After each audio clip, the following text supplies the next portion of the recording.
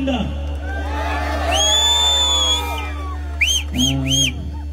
এবার কি গাইব? হ্যাঁ বলো। থাকতি যদি তুই। আমার গান হয়তো কোনোদিন পরে হয় তোমাদের। তাকে ছাড়া কিছু চাইবো না। আচ্ছা সেটাও গাইব। আমার তো কোনো কাকিমা নিয়ে গান নেই। আমার গানে কোনো কাকিমাই নেই। আমার গানে যারা যারা আছে তাদের নিয়ে এখন গান গাই না আমি।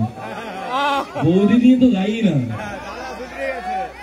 ও আমার বয়সের দোষ ছিল। যে বয়সে বানিয়েছিলাম গানটা সেটা ওই বয়সের দোষ।